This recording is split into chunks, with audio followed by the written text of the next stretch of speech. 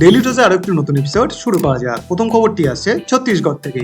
ছত্তিশগড় মন্ত্রিসভা রাজ্য লজিস্টিক্স নীতি 2025 অনুমোদন করেছে, যা ভারতের জাতীয় লজিস্টিক্স নীতির সাথে সামঞ্জস্য রেখে কেন্দ্রে অবস্থিত রাজ্যটিকে একটি প্রধান লজিস্টিক্স এবং রপ্তানি কেন্দ্রে পরিণত করার জন্য একটি অবকাঠামো তৈরি করা। উপমুখ্যমন্ত্রী অরুণ সাউ বলেছেন যে নীতিটি লজিস্টিক্স খরচ হ্রাস, শিল্প প্রতিযোগিতামূলকতা উন্নত করা এবং রপ্তানি ক্ষমতা বৃদ্ধির ওপর কেন্দ্রীভূত।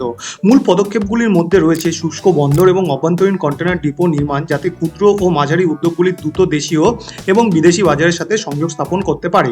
বিনিয়োগ প্রণোদনা এবং ভূমি সুবিধা জাতীয় এবং আন্তর্জাতিক লজিস্টিক্স কোম্পানি, ই কমার্স খেলোয়াড় এবং গুদাম অপারেটরদের আকৃষ্ট করবে বলে আশা করা হচ্ছে। পরিকল্পনায় ফসল কাটার পরে ক্ষতি কমাতে কোল্ড স্টোরেজ এবং গুদাম ক্ষমতা সম্প্রসারণের আহ্বান জানানো হয়েছে, যা বস্তার এবং সরগুজার মতো অঞ্চলে কৃষি ও বনভিত্তিক উৎপাদনকে উপকৃত করবে। লজিস্টিক্স ইকোসিস্টেমকে আনুষ্ঠানিকীকরণের ফলে পরিবহন, গুদামজাতকরণ, প্যাকেজিং এবং আইটি সক্ষম পরিষেবাগুলিতে হাজার হাজার কর্মসংস্থান তৈরি হবে।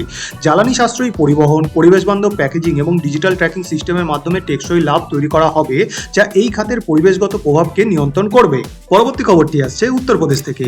ব্যাটারি প্রযুক্তি এবং পরিবেশবান্ধব জ্বালানি সমাধানের ক্ষেত্রে শীর্ষস্থানীয় উদ্ভাবক ম্যাক্সবোল্ট এনার্জি উত্তরপ্রদেশের আলিগড়ে একটি অত্যাধুনিক লিথিয়াম ব্যাটারি পুনর্ব্যবহারযোগ্য সুবিধা স্থাপনের জন্য মাননীয় মুখ্যমন্ত্রী যোগী আদিত্যনাথের কাছ থেকে জমি অধিগ্রহণের চিঠি পেয়েছে। আন্তর্জাতিক এমএসএমই দিবস উপলক্ষে লখনৌয়ের লোকভবনে আয়োজিত উত্তরপ্রদেশ উদ্যম প্রদেশ অনুষ্ঠানে এই ঘোষণা করা হয়, যা উদ্ভাবন, উদ্যোক্তা এবং শিল্প প্রবৃদ্ধির জন্য রাজ্যের অব্যাহত সহায়তার ওপর জোর দেয়। প্রকল্পটি 23,528 বর্গফুট বিস্তৃত এবং গাজিয়াবাদের ম্যাক্সবোল্ট বিদ্যমান প্ল্যান্টের কাছে অবস্থিত, যা সুবিন্যস্ত সরবরাহ শৃঙ্খল পরিচালনা এবং দক্ষ আন্তঃসুবিধা সমন্বয় সক্ষম করবে। নতুন সুবিধাটি আমদানিকৃত লিথিয়ামের উপর ভারতের নির্ভরতা হ্রাস করার এবং একটি ক্লোজড লুপ ব্যাটারি জীবনচক্র গড়ে তোলার জন্য ম্যাক্সবোল্টের দৃষ্টিভঙ্গির সাথে সামঞ্জস্যপূর্ণ, যা শক্তি স্বনির্ভরতা এবং পরিবেশগত স্থায়িত্বের দিকে একটি গুরুত্বপূর্ণ পদক্ষেপ। আজকের শেষ খবরটি আসছে ভারতের অপরিশোধিত তেলের রিজার্ভ থেকে।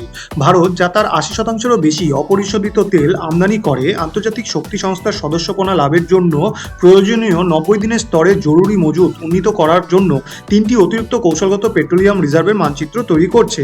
ইন্ডিয়ান স্ট্র্যাটেজিক পেট্রোলিয়াম রিজার্ভ লিমিটেডের প্রধান নির্বাহী এল.আর. জৈন বলেছেন, ইঞ্জিনিয়ার্স ইন্ডিয়া লিমিটেড রাজস্থানের বিকানের, কর্ণাটকের ম্যাঙ্গালোর এবং মধ্যপ্রদেশের বিনায় নতুন ডিপো স্থাপনের সম্ভাব্যতা অধ্যয়ন করছে।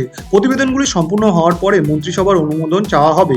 বিকানের প্রকল্পে প্রায় 5.2 থেকে 5.3 মিলিয়ন টন অপরিশোধিত তেল ধারণ ক্ষমতা সম্পন্ন লবণ গুহা ব্যবহার করা হবে, যেখানে ম্যাঙ্গালোরে 1.75 মিলিয়ন টনের একটি নতুন স্থানের পরিকল্পনা করা হয়েছে।